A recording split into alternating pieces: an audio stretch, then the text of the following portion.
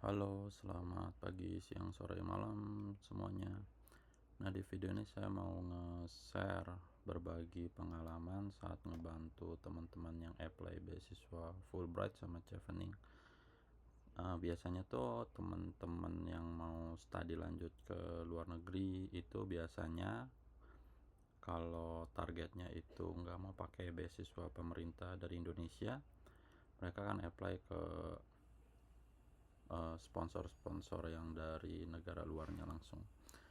Nah, biasanya tuh kadang kalau apply Chevening, selanjutnya tuh akan apply Fulbright juga.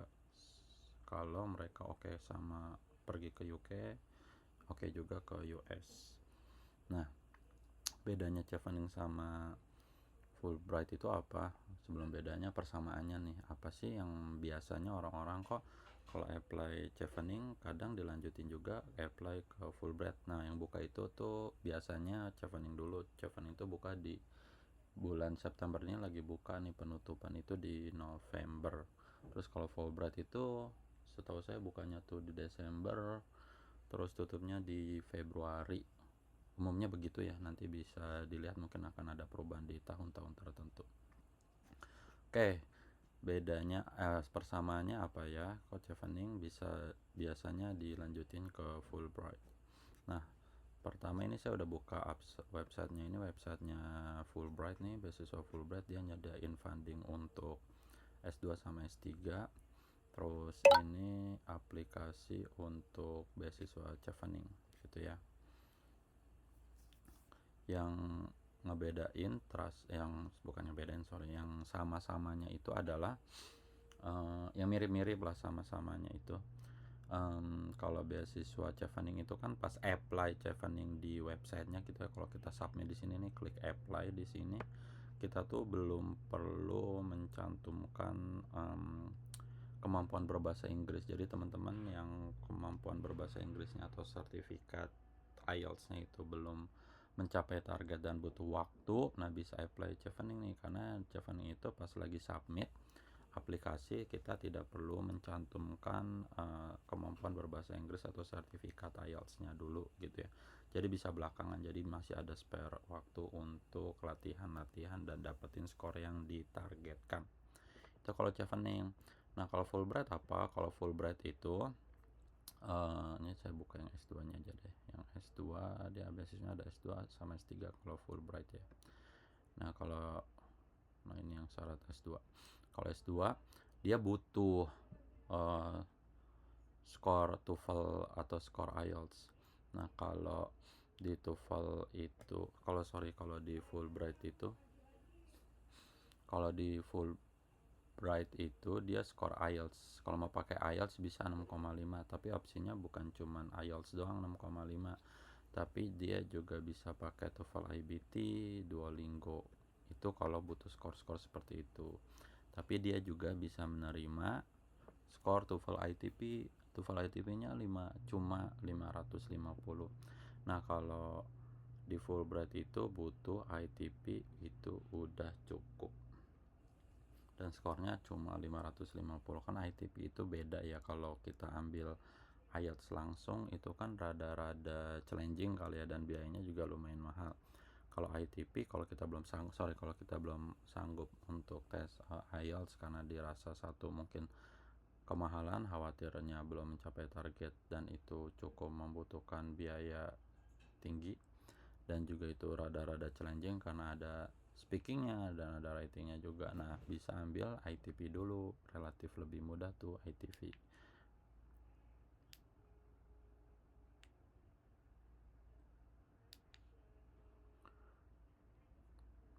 Terus ya nanti kalau udah lulus beasiswa Fulbrightnya, nanti sama pihak Fulbright itu akan dikasih pelatihan bahasa Inggris untuk dapetin skor IBT. Karena kalau mau apply ke Amerika itu IBT itu kan skor kemampuan berbahasa Inggris yang dari Amerika. Kalau IELTS itu kan dari Inggris dan negara persemakmurannya ya gitu.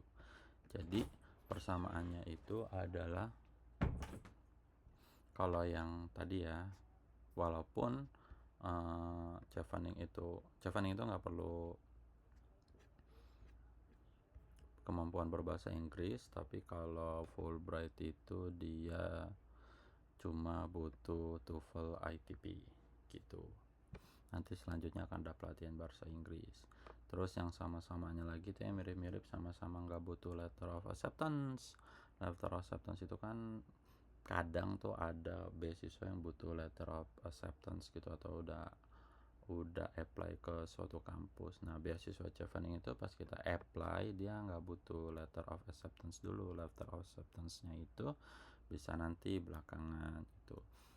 Sama juga kalau Fulbright itu nggak butuh kita dapat kampus dulu atau udah nerima letter of acceptance-nya. Jadi nanti kalau di Fulbright pas kita diterima beasiswa Fulbright, nanti sama kita cuma diminta untuk nulis 4 kampus untuk para pendaftar beasiswa S2. Nanti sama pihak Fulbright-nya, nanti sama mereka daftarin deh kampus-kampus yang pengen kita daftarin tersebut yang sudah kita list. Dan kalau kampusnya itu juga di approve sama pihak Fulbright pusat di USA gitu. Jadi sama-sama nggak ada belum butuh letter of acceptance gitu. Terus yang mirip-mirip lagi itu di essay-nya. Nah, di essay-nya Chevening ini kalau kita lihat di syaratnya itu application guidance.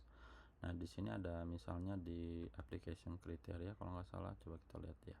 Jadi nanti di Chevening itu kita akan nulis essay masing-masing 500 kata tentang leadership and influence, networking and relationship building, lalu career plan, sama study in the UK. Itu ada 4 essay masing-masing 500 kata.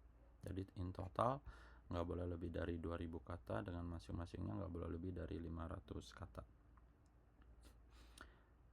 Nah, miripnya sama Fulbright apa? Kalau Fulbright itu dia ada 2 essay nih, saya liatin yang mana sih essay-nya. Essay-nya tuh ada 2. Yang pertama itu namanya personal statement, yang namanya satunya lagi itu study objective. Kalau di Aminef itu, di Fulbright itu, Aminef itu pengelola beasiswa Fulbright Indonesia ya. Jadi kalau di Fulbright itu cuma 2 essay. Satu itu personal statement sama study objective, masing-masing nggak ada batasan kata, cuma format yang mereka minta nggak boleh lebih dari 1 halaman. Terserah tuh mau marginnya berapa kayak kertasnya, mau hurufnya berapa, yang penting nggak boleh lebih dari 1 halaman gitu. Terus miripnya sama Chevening apa? Nah, yang pertama itu tadi di masalah personal statement sih saya mikirnya itu mirip-mirip seperti gabungan leadership and influence sama networking and relationship building. Jadi kalau kita udah punya draft atau essay yang sudah kita submit ke Chevening, nah ini bisa kita gabungkan terus ditulis, tinggal dimodif aja sedikit untuk di-apply ke Fulbright dan dimasukin ke personal statementnya. Terus kalau bukan masalah satu essay lagi itu namanya tadi apa, di Fulbright itu study objective. Nah, study objective itu mirip-mirip kayak gabungan study in the UK sama career plan. Jadi nanti kalau udah punya submit aplikasi ke Chevening, jadi 2 essay ini bisa digabungan terus dimodifin lalu disubmit ke Fulbright untuk yang essay study objective itu. Nah, itu tadi miripnya. Oh ya, ada satu lagi yang miripnya lagi tuh, sama-sama harus residensi 2 tahun untuk Chevening sama Fulbright. Fulbright itu kalau udah lulus misalnya kuliah master di USA, terus kalau mau kerja di sana nggak bisa dulu, harus kembali ke negara asal selama 2 tahun. Tapi dengarnya sih, kata teman-teman saya lagi di USA juga nih sekarang, itu nggak harus 2 tahun berturut-turut, itu kayak bisa nyicil kayak 3 bulan dulu, sebulan dulu gitu loh. Yang penting udah 2 tahun terus mau balik ke Amerika Serikat untuk studi lanjut itu boleh. Bukan untuk studi lanjut, untuk bekerja. Tapi kalau mau studi lanjut, kalau lulusan S2 terus mau lanjut S3 itu nggak apa-apa. Kalau tujuannya untuk kerja, kalau tujuan untuk belajar, kalau tujuannya untuk kerja, yang itu yang nggak boleh, yang harus kembali ke negara asal dulu selama 2 tahun. Begitu juga untuk Chevening, dia juga sama, dari side 2 tahun dulu di negara asal baru bisa apply kerja lagi di Chevening, di Inggris, sorry. Itu sih yang beda sama persamaannya Chevening sama Fulbright. Apalagi ya, itu aja sih, yang sisanya tuh mirip-mirip lah, kayak kita ngisi form, curriculum vitae dan lain-lainnya gitu. Terus itu aja, nanti di video lainnya saya nge-share tentang Fulbright sama Chevening yang perbedaan-perbedaannya gitu ya. Semoga video singkat ini bermanfaat buat teman-teman yang mau apply studi ke luar negeri, khususnya ke UK atau ke US. Terima kasih.